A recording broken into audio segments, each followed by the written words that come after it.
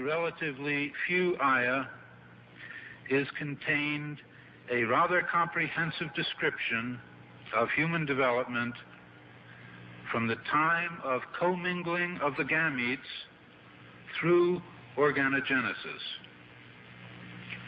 No such distinct and complete record of human development, such as classification, terminology, and description, existed previously. In most, if not all instances, this description antedates by many centuries the recording of the various stages of human embryonic and fetal development recorded in the traditional scientific literature. I find it very interesting that this sort of information is in the ancient scriptures of the Holy Quran, and I have no way of knowing where they would come from, but I think it is extremely interesting that they are there and that this work is going on to discover the meaning of some of the passages. Then you have flatly denied to be just, from a man or a human source. From who then do you think the original or the source of such information? Well, I would think it must be the divine being. In substance, the Quran describes not only the development of external form, but emphasizes also the internal stages, the stages inside the embryo of its creation and development, emphasizing major events recognized by contemporary science. Thank you for your attention. As a scientist, I can only deal with things which I can specifically see. I can understand embryology and developmental biology. I can understand the words that are translated to me from the Quran. As I gave the example before, if I were to transpose myself into that era, knowing what I do today and describing things, I could not describe the things which were described. I see no reason, I see no evidence for the fact to refute the concept that this individual, Muhammad, had to be developing this information from someplace. So I see nothing here in conflict with the concept that divine intervention was involved in what he was able to write. Actually, I'm very much impressed by finding true astronomical facts in Quran. And for us, we modern astronomers have been studying very small fields of the universe. We concentrated our efforts for understanding of very small parts, because by using telescope we can see only a very few parts of the sky without thinking whole the universe. So by reading Quran and by answering to your questions, I think I can find my future way for investigation of the universe. Well, thinking of many of these questions and thinking where Muhammad came from, he was after all a Bedouin. I think it is almost impossible that he could have known about things like the common origin of the universe, because scientists have only found out within the last few years. It's very complicated and advanced technological methods. I think if you combine all these, and you combine all these statements that are being made in the Quran that relate to the earth and the formation of the earth and science in general, you can basically say that the statements made there in many ways are true. They can now be confirmed by scientific methods, and in a way you can say that the Quran is a simple science textbook for the simple man, and that many of the statements made in there at that time could not be proven, but that modern scientific methods are now in a position to prove what Muhammad said 1400 years ago. It has been a great pleasure for me to help clarify statements in the Quran about human development. It is clear to me that these statements must have come to Muhammad from God or Allah, because almost all of this knowledge was not discovered until many centuries later. This proves to me that Muhammad must have been a messenger of God or Allah.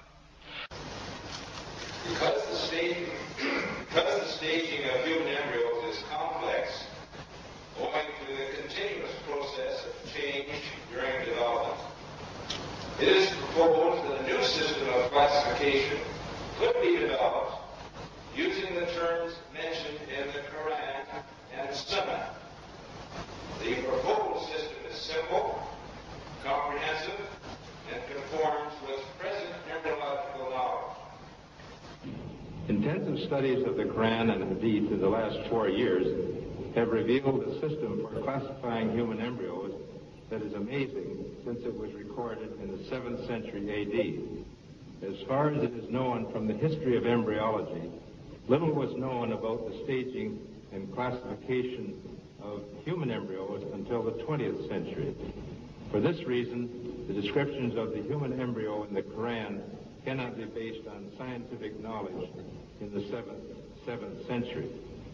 The only reasonable conclusion is that these descriptions were revealed to Muhammad from God. He could not have known such details because he was an illiterate man with absolutely no scientific. The way it was explained to me is that Muhammad was a very ordinary man. He couldn't have read, didn't know to write. In fact, he was illiterate. And we're talking about 1,200 years ago. You have someone, an illiterate person, making profound pronouncements and statements that are amazingly accurate of a scientific nature. And I personally can't see how this could be a mere chance. There are too many accuracies. And like Dr. Moore, I have no difficulty in my mind reconciling that this is a divine inspiration or revelation which led him to these statements. So that the two hadiths that have been noted furnish us with a specific timetable for the main embryological development before 40 days. Again, the point has been made, I think, repeatedly by other speakers this morning. These hadiths could not have been obtained on the basis of the scientific knowledge that was available at the time of their writing, and hence could support the hadiths reflecting the knowledge of God. Thank you very much. It follows, I think, that not only is there no conflict between genetics and religion, but in fact religion that guides science by adding revelation to some of the traditional scientific approaches. That there exist statements in the Quran shown centuries later to be valid would support knowledge in the Quran having been derived from God. Thank you very much. During the last 3 years, I became interested in the Quran, which Chief Abdul Majid al-Sindani gave me.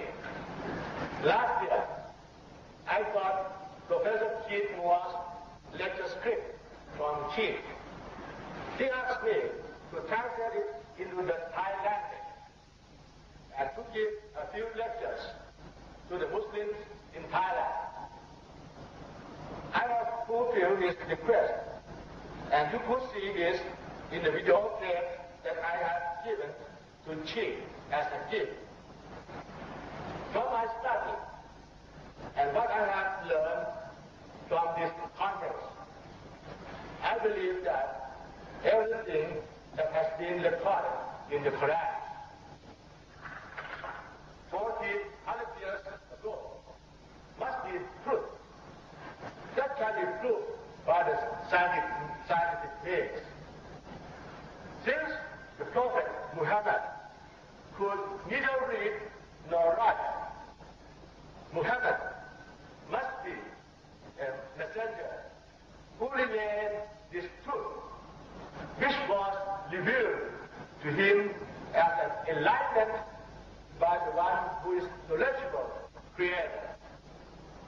This Creator must be God or Allah. Therefore, I think this is the time to say, La ilaha illallah. There is no God to worship except Allah. Muhammad, Nur, Rasul, Lula. Muhammad is messenger of Allah.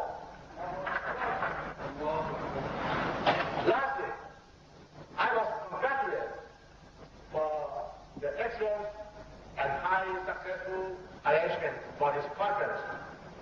The